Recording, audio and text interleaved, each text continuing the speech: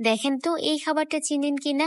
আমি জানি অনেকেই এই খাবারটা চিনে না, এটার নামও জানে না। এমনকি এটার টেস্টও অনেকেই এখন পর্যন্ত নেয়নি। তবে এই খাবারটা এতটা মজার যে আপনি কয়েকদিন পর পরই এটা তৈরি করে খাওয়ার ইচ্ছে করবে। আসসালামু আলাইকুম এভরিওয়ান, কেমন আছেন সবাই? আমাদের মাঝে এমন কিছু খাবার ছিল যেই খাবারগুলোর টেস্ট অনেক বেশি ছিল, কিন্তু সেই খাবারগুলো এখন বিলুপ্তির পথে। আমরা তো এখন নতুন নতুন অনেক আইটেমের অনেক খাবার খাই, আর এই নতুন নতুন আইটেমের যত খাবার বের হচ্ছে আমাদের পুরনো স্পেশাল খাবারগুলোকে আমরা ভুলে যাচ্ছি। তবে আমাদের যাদের ৯০ দশকের মায়েরা রয়েছে, আমরা চাইলেও কিন্তু এই খাবারগুলো ভুলতে পারবো না। আমাদের মায়েরা কিন্তু আমাদেরকে এই খাবারগুলো স্মৃতিচারণ বারবার করে করে দিবে। এই যে আমার মা অনেকদিন আগে এই খাবারটা তৈরি করছিল, তখন এই খাবারটা খেয়ে আমি এত বেশি মজা পাইছি, আমার কাছে এই খাবারটা এত বেশি ভালো লাগছে যে আমি আজকে নিজেই বসে পড়ছি এই খাবারটা তৈরি করার জন্য। এই খাবারটা তৈরি করতে মেইন যে উপাদানটা লাগবে সেটা হচ্ছে তালের শাঁস। তবে আরো অনেক কিছু দিয়ে এই খাবারটা তৈরি করা যায়, কিন্তু আজকে আমি এই তালের শাঁসটা দিয়ে এই খাবারটা তৈরি করব। প্রতি বছর তাল খাওয়া শেষ হলে আমরা কিন্তু এই শাঁসগুলো এমনিতেই খেয়ে ফেলতাম, কিন্তু কেন জানি না এইবার এই শাঁসগুলো দিয়ে আমার এই মজাদার খাবারটা খাওয়ার ইচ্ছে করতেছিল। আর এই খাবারটা খেতে আমাদের বাসার সবাই কিন্তু অনেক পছন্দ করে। তো যাই হোক, আমি এখানে অনেকগুলো তালের শাঁস কেটে নিতেছি, কিন্তু বাইরে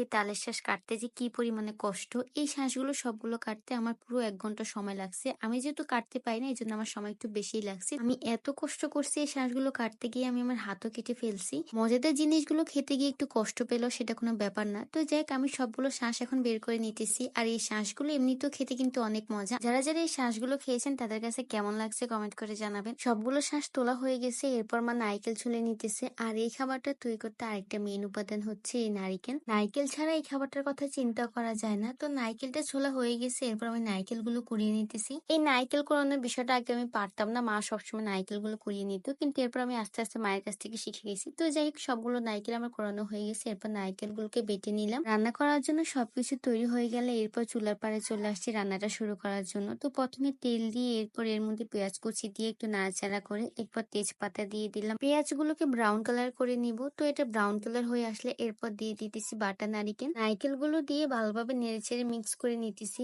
আর এরপর দিয়ে দিতেছি পরিমাণ মতো লবণ। লবণ দেওয়া হয়ে গেলে একটু নেড়েচেড়ে নিলাম, আর তারপর দিয়ে দিতেছি চিনি। সব রকমের উপাদান দিয়ে এরপর নাড়াচাড়া করে পরিমাণ মতো পানি দিয়ে দিতেছি। আমি কিন্তু আমার জীবনে এই প্রথম রান্নাটা করতেছি। প্রথমবার যখন মা রান্না করছিল তখন আমি মায়ের সাথে ছিলাম না, কিন্তু এবার আমি নিজে রান্না করতেছি। মা আমাকে শিখিয়ে দিচ্ছিল, একটার পর একটা বলে দিচ্ছিল। তো তারপর দিয়ে দিলাম তালের শাঁসগুলো। তালের শাঁসগুলো দিয়ে ভালোভাবে নেড়ে চেড়ে নিলাম, আর এরপর দিয়ে দিতেছি অনেক বেশি পরিমাণে পানি। এরপর এটাকে কিছু সময় ধরে জাল দিলে এটা পুরোপুরিভাবে তৈরি হয়ে যাবে। এটা দেখতে অনেকটা রসমালাইয়ের মতো, তাই না? কিন্তু এটার নাম হচ্ছে মিডুরি। এই মিডুরিটা থেকে যে কি পরিমাণে সুন্দর একটা স্মেল বের হইতেছে, আর খেতে যে কি পরিমাণে মজা! এটা খেয়ে তো আমি পুরোই ফিদা হয়ে গেছি। আমি যতটুকু চিন্তা করছি মজা হওয়ার ব্যাপারে, তার থেকেও বেশি মজা হয়েছে। আর এই মজার খাবারটা আপনি খুব সহজে বানিয়ে নিতে পারবেন। তো যাই হোক, ভিডিও আজ এই পর্যন্ত। সবাইকে আল্লাহ হাফেজ।